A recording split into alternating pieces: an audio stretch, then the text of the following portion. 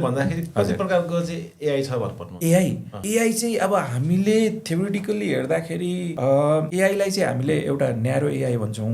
मैले अलिकति डिस्टिङ्क्टली देखेको भनेको किन भन्दाखेरि जस्तै म चाहिँ एउटा कुनै मोबाइल चलाउँछु, जस्तै अब त्यहाँनिर एलेक्सा होला अथवा सिरी होला होइन, यिनीहरू पनि एआई नै हो। जस्तै सिरीले हेलो सिरी भन्दाखेरि उसले त्यो भोइस मजाले बुझ्छ पनि, अथवा मैले केही भने कल गर भनेर भने पनि कल पनि उसले बुझिरहेको हुन्छ, ठ्याक्कै भोइस रिकग्नाइज गरेको हुन्छ। त्यो भोइस रिकग्नाइज गर्नु भनेको पनि उसलाई ट्रेनिङ दिएर रेडी पारेको, तर उसको काम भनेको जम्मै एउटै मात्र हो, भोइस रिकग्नाइज गरेर एक्सन केही सर्टेन लिने। कति प्रकारको एआई भन्नुहुन्छ अब व्याख्या गर्न हो, यो चाहिँ न्यारो एआई भयो एउटा काम गर्ने।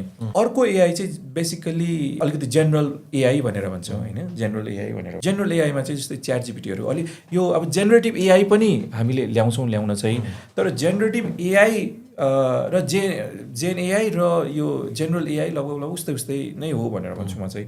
किन भन्दाखेरि जेनरल एआईले चाहिँ के भन्छ भने एउटा मात्र टास्क होइन, उसले मल्टिपल टास्कहरू गर्न सक्छ एउटा सिस्टममा, मल्टिपल टास्कहरू। र अर्को चाहिँ सुपर आर्टिफिसियल इन्टेलिजेन्स भनेर भन्छ, जुन चाहिँ अहिलेसम्म हामीले एचिभ गरेको छैन। सुपर इन्टेलिजेन्स भनेको चाहिँ यस्तो सिस्टम जुन सिस्टमसँग यदि ह्युमनले कम्युनिकेट गर्यो भने ह्युमन डज नट नो कि it is actually artificial, feels like it is human, another human. यस्तो फिल हुन्छ भने बेसिकली त्यो चाहिँ सुपर आर्टिफिसियल इन्टेलिजेन्स भनेर भन्छ। तर सुपर आर्टिफिसियल इन्टेलिजेन्स हाम्रो अहिले तुरुन्तै एचिभ गर्ने स्थितिमा चाहिँ हामी छैनौँ। त्यही भएर हामीले जेनरली बेसिकली मैले देख्ने भनेको यही तीनवटा नै हो क्याटेगोराइज गर्दाखेरि। अब न्यारो एआई, जेनरल एआई र जेन एआई भनेर अहिले जुन एउटा छुट्टै क्याटेगोरी छ, यो छुट्टै क्याटेगोरीमा चाहिँ बेसिकली हामी जस्तै यो एनएलपीहरू आउँछ होइन। यो एनएलपी भनेको चाहिँ बेसिकली टेक्नोलोजी स्पेसिफिक एआईको एप्लिकेसन्सहरू भयो क्या होइन, त्यो पार्टमा त्यसरी चाहिँ क्याटेगोराइज गरेको मैले चाहिँ पाइरहेको छु।